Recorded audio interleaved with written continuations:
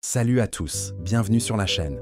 Tu sais, parfois il vaut mieux se taire que d'ouvrir la bouche. Mais quand exactement devons-nous garder notre silence? Aujourd'hui, je vais te révéler 10 situations où le silence est non seulement sage, mais aussi incroyablement puissant. Que ce soit dans des moments de conflit, de stress ou simplement pour préserver ta paix intérieure, ces moments demandent une écoute plus profonde et des choix plus réfléchis. Si tu cherches à mieux gérer tes interactions, à éviter des conflits inutiles, ou à savoir quand ne rien dire pour obtenir le meilleur résultat, cette vidéo est faite pour toi. Alors, es-tu prêt à maîtriser l'art du silence? Allons-y. 1. Lorsqu'on est en colère, pourquoi se taire? La colère est une émotion intense qui peut altérer notre jugement et nous pousser à dire des choses que nous pourrions regretter par la suite.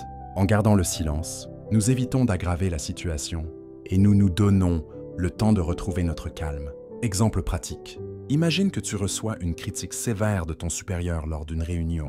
Sous le coup de la colère, tu es tenté de répliquer impulsivement. Cependant, en choisissant de te taire, tu te donnes le temps de réfléchir à ces remarques et d'aborder le sujet plus tard, une fois apaisé.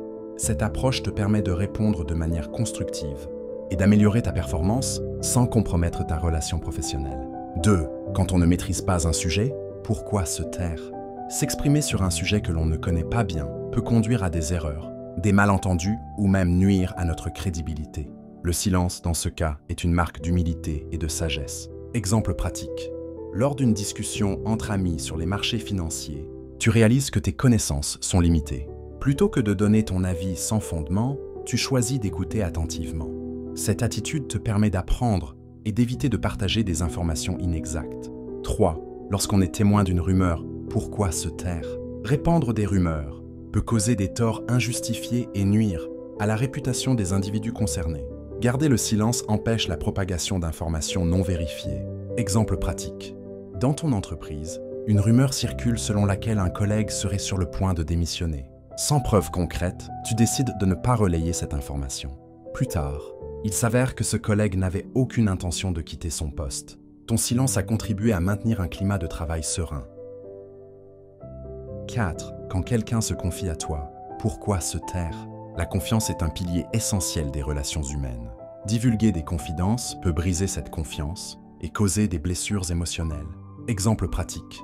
Un ami te confie qu'il traverse une période difficile dans sa vie personnelle. Bien que tu sois inquiet, tu choisis de garder cette information pour toi.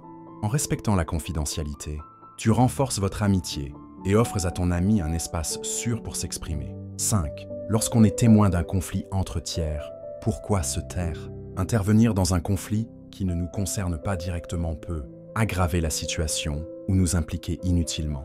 Le silence permet de respecter l'espace des autres et de ne pas envenimer les tensions. Exemple pratique. Lors d'une réunion, deux collègues ont une divergence d'opinion qui dégénère en dispute. Présent, tu choisis de ne pas intervenir immédiatement.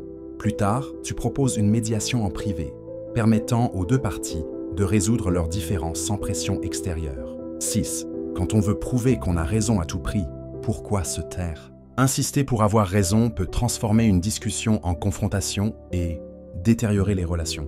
Le silence peut être une stratégie pour préserver l'harmonie et montrer du respect envers l'opinion d'autrui.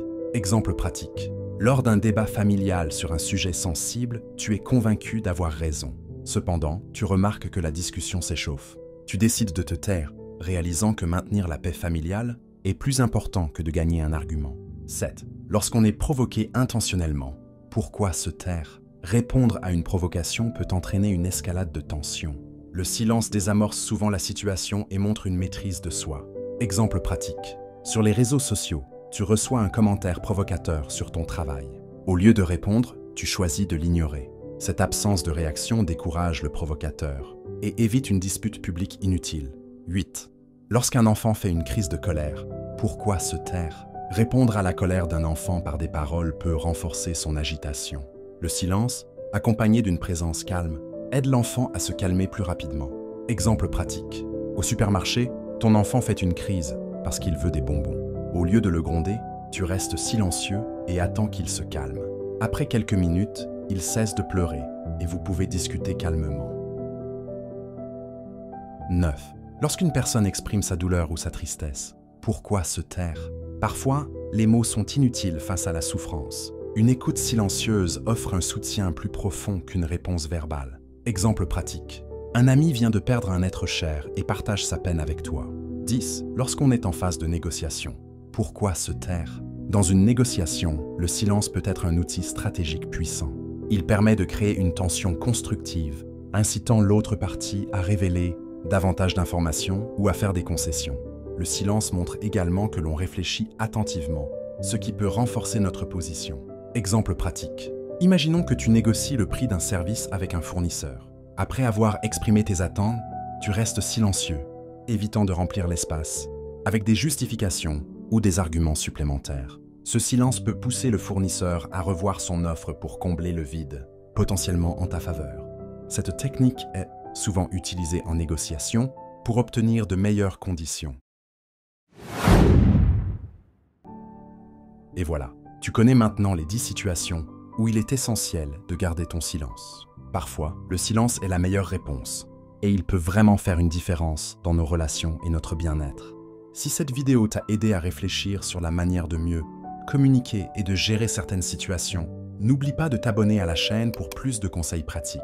Et pense à activer la cloche de notification pour ne rien manquer de mes prochaines vidéos. J'aimerais vraiment connaître ton avis. Dis-moi dans les commentaires si tu as déjà vécu une situation où garder le silence t'a vraiment aidé, ou si tu penses qu'il y a d'autres moments où le silence est crucial.